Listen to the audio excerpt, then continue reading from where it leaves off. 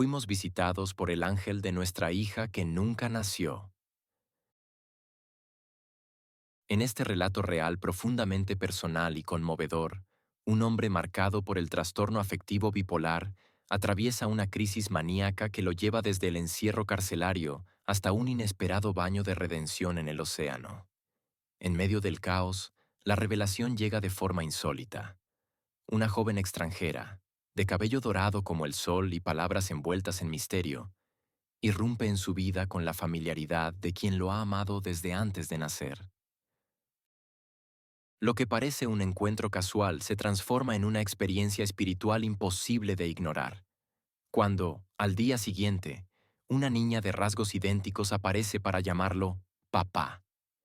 En ese momento, la realidad se quiebra y el protagonista comprende que ha sido visitado por el alma de su hija no nacida, una entidad que se manifiesta con símbolos claros. Polonia, Grecia, Francia, Gabriel, Atenea, Juana de Arco. Cada detalle encaja con los sueños y anhelos que él y su pareja habían proyectado para su futura hija, confirmando algo que trasciende la lógica. El alma existe, y el amor, aún en la pérdida, encuentra la forma de hacerse presente. Este cuento mezcla lo autobiográfico con lo místico, lo delirante con lo divino, ofreciendo una visión única sobre la paternidad, el alma y los mensajes secretos del universo. En este libro quiero hablar de algo que, para muchos, pertenece al terreno de lo invisible, el alma. No vengo desde la religión ni desde los dogmas. De hecho, soy alguien de pensamiento lógico, casi obsesivamente racional. Me gustan las certezas, los datos, los hechos que se pueden comprobar. Y sin embargo, paradójicamente, quizás, creo en el alma. No por educación, ni por consuelo, sino por algo más difícil de ignorar.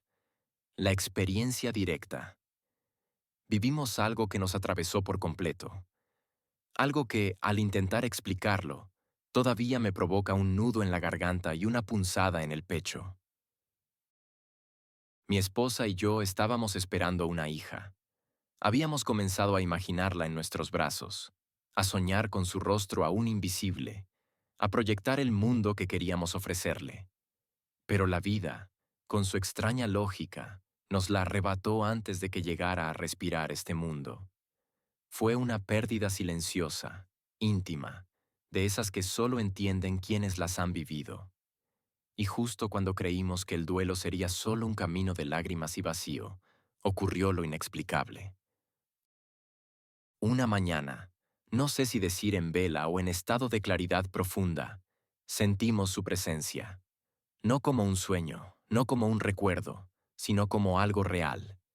Nuestra hija no nata vino a despedirse, y lo hizo de una forma que jamás podré olvidar. Etérea, luminosa, profundamente serena. Una manifestación sutil, angelical, cargada de amor. Sé que esto puede sonar extraño, tal vez inverosímil, pero si están dispuestos a dejar que les cuente la historia tal como la vivimos, entonces sigan leyendo. Porque a veces, la verdad más profunda no se mide con reglas lógicas, sino con lo que nos estremece por dentro. Remontémonos unos 7 años atrás. Era Semana Santa, y no un día cualquiera. Era Viernes Santo. Aquel día recibí una llamada que, sin saberlo en ese instante, marcaría un antes y un después en mi existencia. Era Daniela, mi actual mujer. Su voz vibraba con una mezcla de miedo y alegría. Estaba embarazada.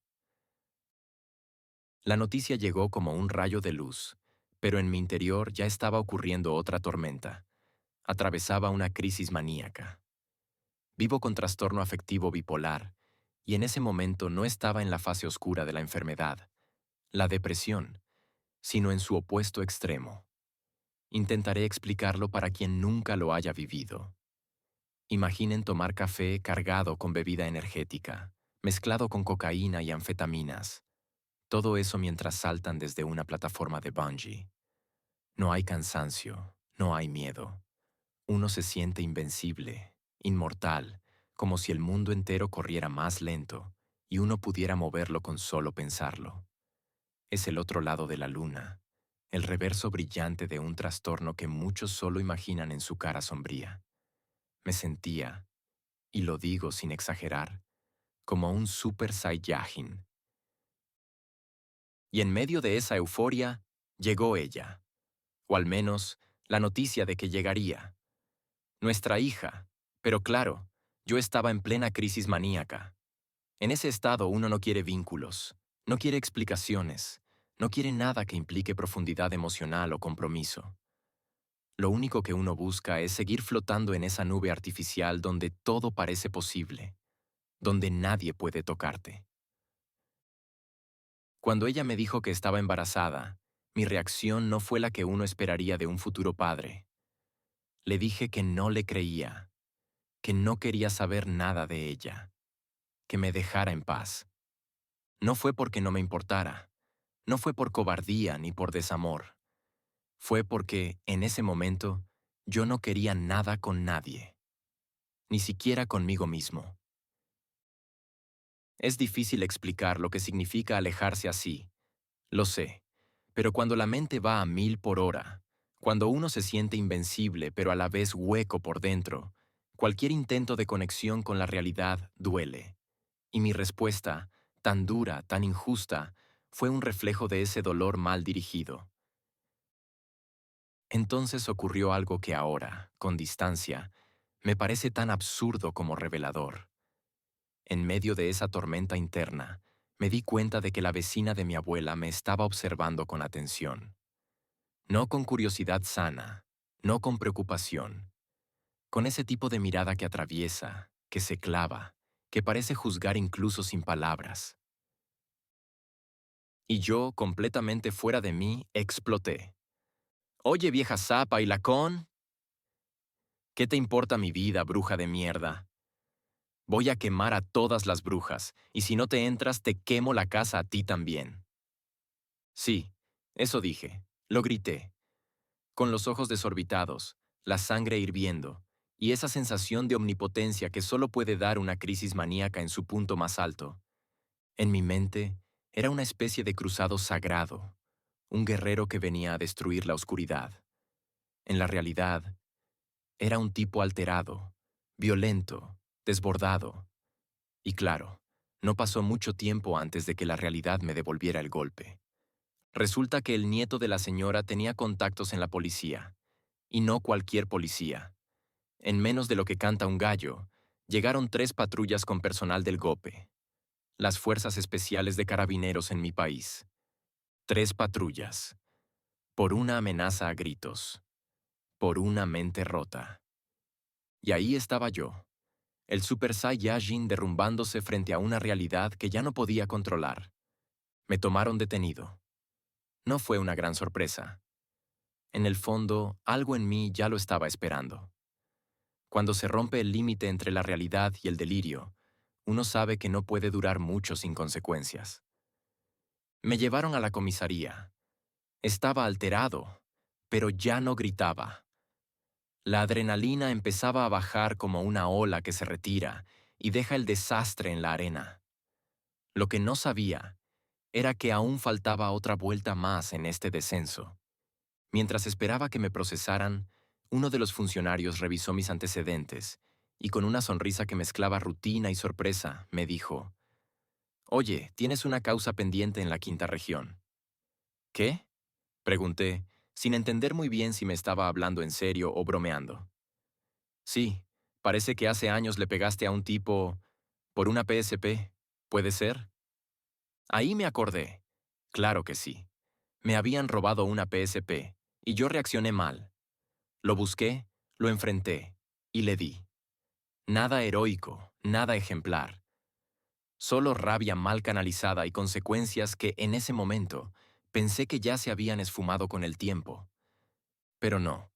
Tuve que ir a la quinta región a responder por mi delito de haber golpeado al tipo por haberme robado. Tenía que ir a la quinta región. Pero antes de irme llegó la noche, y con ella llegó ella. Mi novia. La misma que días atrás me había dicho que estaba embarazada. Apareció con un papel en la mano, un certificado médico. No había más dudas, ni margen para el delirio. Estaba embarazada. Era real. La justicia chilena, a veces lenta, a veces despiadadamente puntual, había decidido que ese era el momento exacto para recordarme mis deudas. Así que me llevaron en comisión fiscal desde Santiago a Valparaíso, entonces como era Viernes Santo, porque claro, el destino tiene sentido del humor, la fiscalía no abriría hasta el miércoles siguiente. Resultado: 5 días completos encerrado en la cárcel de Valparaíso.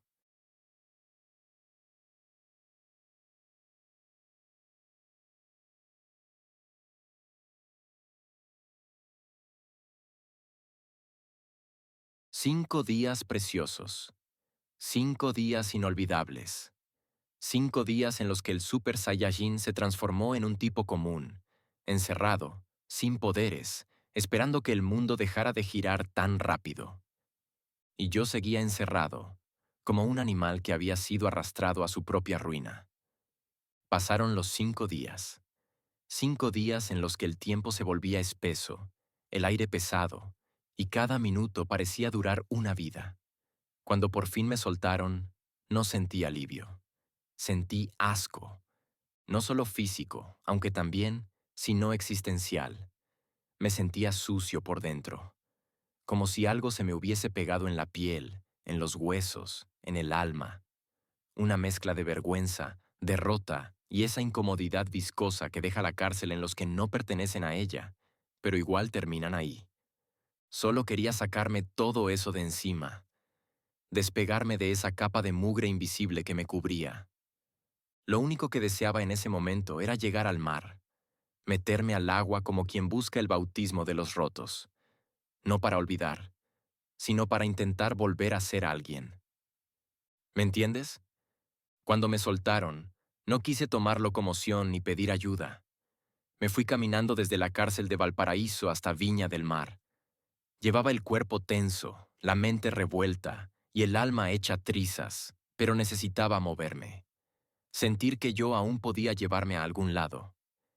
Llegué hasta la primera playa de Viña, la Playa del Sol.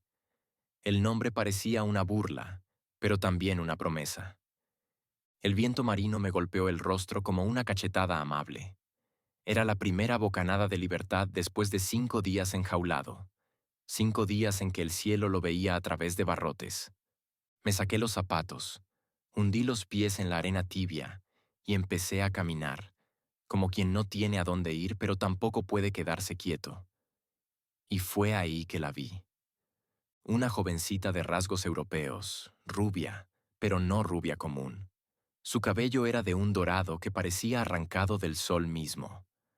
Había en ella una luz quieta, una presencia que desentonaba con el paisaje costero, casi como si no perteneciera a este plano.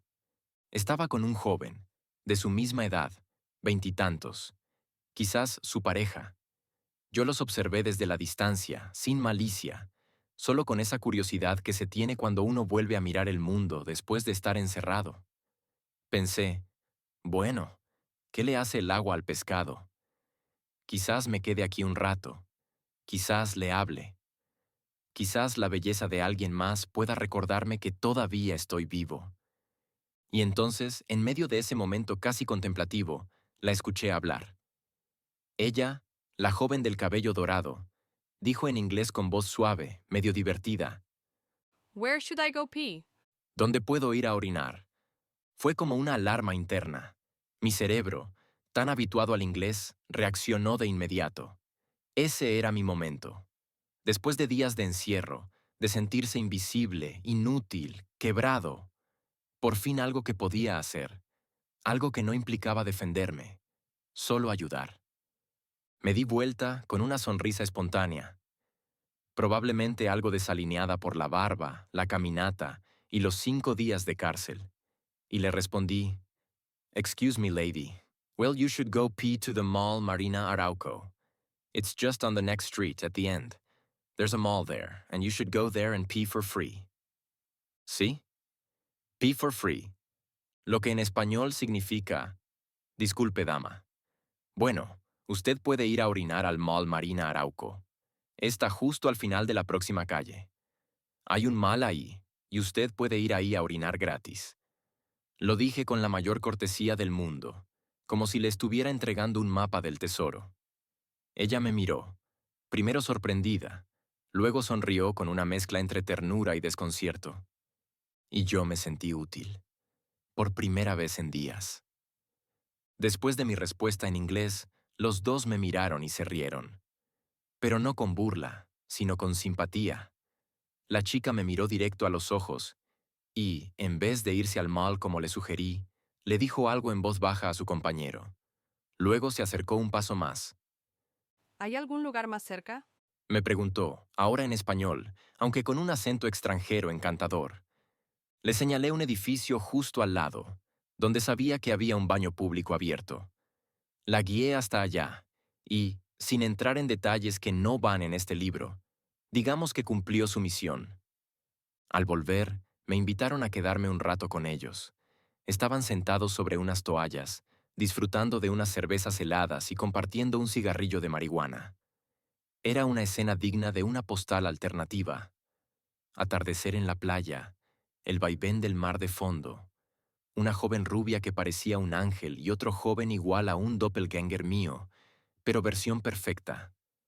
Más joven, delgado y de piel y semblante europeos, de pelo negro pero mejor alimentación y estilo, de vida más pulido que el mío.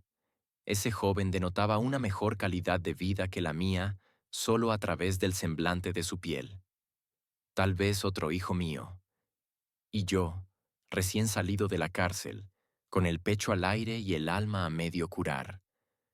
Lo curioso fue la confianza. Ella, la chica de cabello de oro, se comportaba conmigo como si me conociera de toda la vida. Se apoyaba con ternura en mi hombro, como si ese pequeño espacio entre los dos fuera el lugar más natural del mundo para su cabeza. Conversábamos con ligereza, como si el tiempo no existiera. En un momento le pregunté, ¿y de dónde eres? Ella sonrió con picardía. De Polonia. Dijo, «Oh, qué bien. Europa debe tener una excelente calidad de vida», le respondí, intentando sonar cordial. Ella rió bajito. No, en realidad soy de Grecia. «Mejor aún. Grecia es la cuna de la filosofía y de la democracia». Me entusiasmé, como si estuviera frente a Atenea. Ella me miró, con cara de que la broma recién comenzaba. No, si soy de Francia. Dijo estallando en carcajadas. Me tomó un par de segundos darme cuenta. Me estaba jodiendo. Jugaba conmigo como si fuera su amigo de infancia. Para no quedarme atrás, le respondí con solemnidad teatral. «¡Viva la France!» Y todos reímos, como si no hubiera heridas, ni barrotes, ni peso encima. Como si, por un momento, lo que habíamos vivido antes no importara tanto. Hubo algo más que me llamó la atención. Algo sutil, pero muy extraño. En un momento, mientras hablábamos de cosas sueltas, el mar, el viaje, la vida, les dije mi nombre. No esperaba ninguna reacción especial, pero ellos, al unísono, levantaron las palmas de las manos y miraron al cielo, como si mi nombre fuera una señal, una confirmación de algo que solo ellos entendían. Fue un gesto breve, casi teatral, pero cargado de intención. No supe si era una broma interna, una costumbre cultural o algo más, pero me dejó pensando. Luego, entre sorbo y sorbo, y con la confianza ya instalada como si lleváramos toda la tarde juntos, le conté a la joven que iba a ser padre. «Estoy feliz», le dije. «Voy a ser padre». Ella me miró, no con sorpresa, sino con una especie de ternura profunda. Como si ya lo supiera. Oh, qué bonito, me respondió con una sonrisa suave. Entonces, cuando veas a tu hija, abrázala, ámala, y tal vez ella escriba un libro sobre ti. Me quedé en silencio unos segundos, asimilando esas palabras. Eran hermosas, casi demasiado. Y aunque mi cerebro no pudo evitar deslizar un pensamiento sarcástico, ¿qué se habrá fumado esta niña? En el fondo de mi pecho, algo se movió. algo que no era burla, algo parecido a la emoción, a la posibilidad. En un momento, mientras seguíamos compartiendo risas y silencios cómodos, algo me hizo ruido, una pequeña punzada interior, un instinto. Sentí que, tal vez, estaba tocando el violín. No de mala forma, no con malicia, pero sí como quien toca una melodía bonita en un instrumento ajeno, sin pedir permiso. Y a mí no me gustaría que me hicieran eso. No sabía que a lo mejor estaba con mi hija y con otro hijo mío, o tal vez yo mismo versión perfecta. Así que me dije a mí mismo, en voz interna, con ese tono sabio y pifiado que uno mismo se reserva. Mismo, ándate. Me paré. Me sacudí un poco la arena. Me despedí de ambos con una sonrisa honesta, sin rencor. Antes de irme, le pregunté a la joven su nombre. Jan, Me dijo con un brillo que no sé si era sal, luz o algo más. Jean, repetí, que estés bien. Y me fui. Caminé de vuelta hacia Valparaíso.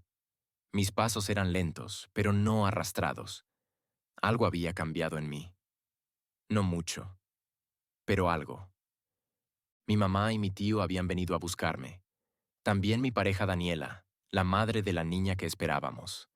Estaban hospedados en un hostal en plena Plaza de la Victoria. Al llegar, crucé la puerta, saludé y por dentro pensé, vaya tarde rara, luminosa, absurda y tal vez sagrada sin saberlo. Pasé la noche con ellos en el hostal de la Plaza de la Victoria. Dormí mal, como era de esperarse. Mi mente seguía a 1000 por hora.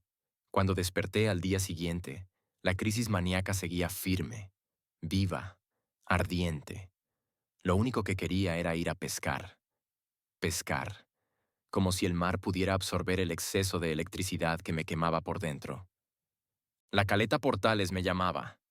Sentía que si tiraba un anzuelo al agua, tal vez algo más que un pez subiría a la superficie. Pero también me sentía indignado con Daniela. No la quería cerca. Su sola presencia me incomodaba, no por ella en sí, sino por la confusión emocional que me provocaba. Así que me escapé. Me arranqué por los cerros de Valparaíso, como un niño perdido en su propio laberinto mental. Pero ella no me soltó. Daniela me siguió, como podía, con esa mezcla de amor, preocupación y puro miedo. Sabía que algo dentro de mí no estaba bien, pero aún así insistía en no dejarme solo. No me lo dijo, pero lo veía en sus ojos. Temía que me pasara algo. Y creo que en medio de esa persecución absurda y dolorosa, algo en su cuerpo se quebró. No sé exactamente cuándo ocurrió, pero sospecho que fue ahí, que con todo ese estrés, con todo ese caos, algo se rompió por dentro, y nuestra pequeña, la que venía en camino, comenzó a irse. Finalmente me encontró. Fue en un mirador del Cerro Congreso, con vista abierta al puerto y al cielo. Nos quedamos mirando un rato, como dos sobrevivientes de una tormenta que no había terminado. Bueno, le dije con resignación, tú ganas. Vamos a pescar juntos.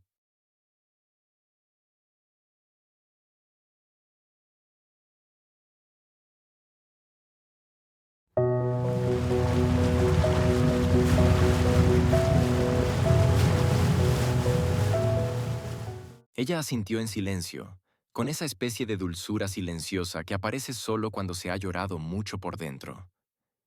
Tomamos una micro interprovincial de Valparaíso a Viña. Viajamos en silencio, cada uno sumido en sus pensamientos. Y cuando llegamos a la caleta Portales, el mar nos recibió como si ya supiera lo que estaba por venir. El sol me pesaba sobre la espalda. Después de caminar tanto, de cargar conmigo mismo y con esa rabia que no encontraba nombre ni forma, decidí meterme al mar. Quería apagarme un poco, bajar las revoluciones. Pero bastó pisar la arena caliente para que la indignación volviera a prenderse como un fósforo seco. Me di vuelta, y sin pensarlo mucho, le dije a Daniela, «Hey, mantente lejos de mí, por favor». Y me metí al agua. Me hundí con rabia, con la violencia callada de quien no sabe cómo pedir ayuda. El mar me abrazó con un frío inesperado, y al poco rato, ya tiritando, salí y fui a ponerme la ropa otra vez. Ahí fue cuando las vi, mis zapatillas, enterradas en arena, pero no por el viento ni por accidente. Number era evidente que alguien las había llenado a propósito. Y en mi mente, la única sospechosa posible era Daniela. No había lógica, solo sensación. La ira volvió como una tromba. Tomé las zapatillas con fuerza y las arrojé al mar. Luego saqué mi portadocumentos. Lo abrí con desesperación, como quien busca una señal. Y ahí estaba, mi tarjeta de alimentación de la Universidad de Chile, recién cargada. $100 para sobrevivir la semana. Pero no la vi como una herramienta. La vi como una trampa. Esto es obra del demonio, murmuré. Siempre decían que esa universidad era del diablo. Y sin pensarlo 2 veces, lancé la tarjeta al mar. Pero no terminé ahí. Me quedaba el carnet de identidad. Lo saqué. Lo observé. Y en el centro, como si me observara a mí, brillaba la estrella de 5 puntas dentro del círculo holográfico. Una estrella encerrada. Un pentagrama. ¡No! Grité. Malditos masones, malditos poderes fácticos. Te maldicen desde que naces con este símbolo. Y lo lancé también. Todo al mar. Las zapatillas, la tarjeta, el carnet. Como si pudiera renunciar a mi identidad, a mi historia, a todo lo que me ataba a una realidad que ya no me representaba. Como si el océano pudiera tragarme y devolverme limpio. O al menos, distinto. Entonces, con la determinación de quien está decidido a cortar con todo, tomé el resto de mis documentos. El portadocumentos entero. Mi vida civil resumida en un pequeño estuche de cuero. Lo alcé por sobre el hombro, listo para lanzarlo al mar como quien renuncia a su nombre, su historia, su nación entera. Y justo cuando iba a soltarlo, escuché una voz. Papá, ¿qué estáis haciendo? Me detuve en seco. Sentí una mano que me sujetó suavemente el brazo desde atrás. Me giraron con ternura, no con violencia. Y cuando la vi, el mundo se detuvo. Era una niña. Tendría unos 14 años. Pero no era cualquier niña. Era ella. La misma joven del día anterior. No parecida. No similar. La misma. Solo que más joven. Con ese rostro aún entre la infancia y la adolescencia. Sus ojos eran los mismos. Su cabello, de un rubio imposible, brillaba como si estuviera hecho de oro hilado por el sol mismo. Me quedé mudo, atónito. Mi mente intentó buscar una explicación lógica, pero las palabras no alcanzaban. A ver, ¿cómo que papá? Le dije al fin tartamudeando. Si yo tengo 26 años, ¿cómo se supone que tú que tienes como unos 14 años seas mi hija? ¿Qué quieres decir? ¿Que te mandé a hacer cuando tenía 11? Imposible. Ella se rió con dulzura, no con burla, con ese amor paciente que solo un alma que nos conoce desde siempre puede tener. Soy yo, papá, Camila Alejandra, Me dijo con voz clara, serena, cálida.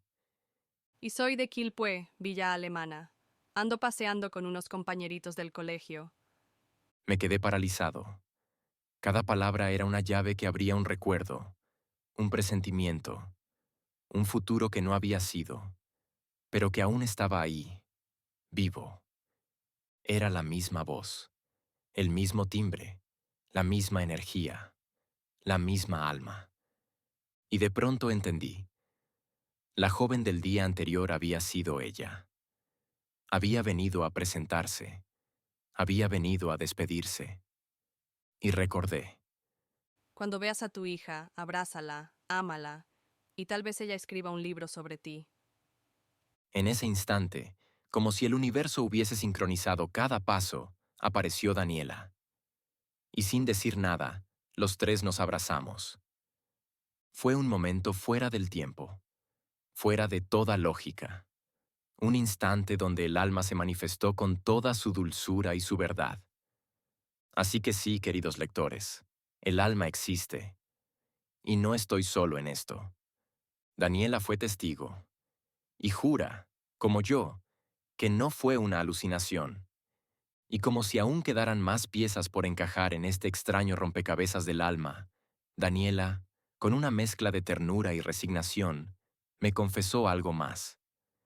Mientras yo me bañaba en el mar, ajeno a todo, inmerso en mis propios fantasmas, aquella niña, la que luego se presentaría como Camila, la observaba desde la distancia. Con una sonrisa traviesa, casi cómplice, se le acercó y le susurró. Oye, ¿le puedo hacer una broma a él? Daniela, agotada pero aún con humor para regalar, le respondió que sí. Entonces la pequeña corrió hacia la orilla, y sin que yo lo notara, llenó deliberadamente mis zapatillas de arena. Era su juego, su forma de aparecer en mi vida, un acto simple, pero profundamente simbólico, como si necesitara dejarme una pista física de que ella estaba ahí. Y cuando más tarde la reconocí, cuando entendí su presencia, todo cobró sentido. Aquella joven del día anterior, la francesa de cabello dorado, la que respondía con países que parecían acertijos, no era solo una turista con acento encantador, era mucho más. Era la hija que estábamos soñando. Daniela y yo habíamos imaginado que, de nacer niña, queríamos que llevara dentro tres esencias, tres espíritus protectores. El arcángel Gabriel, como mensajero de lo divino, como protector y guía. ¿Y cuál fue el primer país que Jeanne mencionó? Polonia, tierra cuyo santo patrono es precisamente Gabriel. Atenea, diosa de la sabiduría, la justicia y la estrategia. Y por eso me dijo Grecia, con una sonrisa escondida como quien conoce el juego.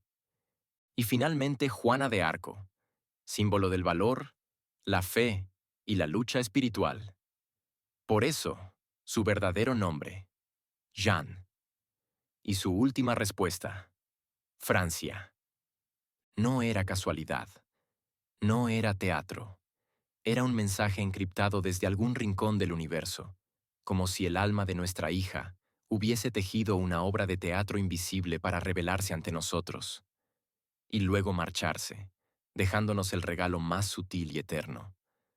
Su presencia y la evidencia empírica de que el alma existe y que el amor simplemente ignora las leyes de la física. Eso quiere decir que el espacio-tiempo no puede tocarlo simplemente porque el amor es eterno.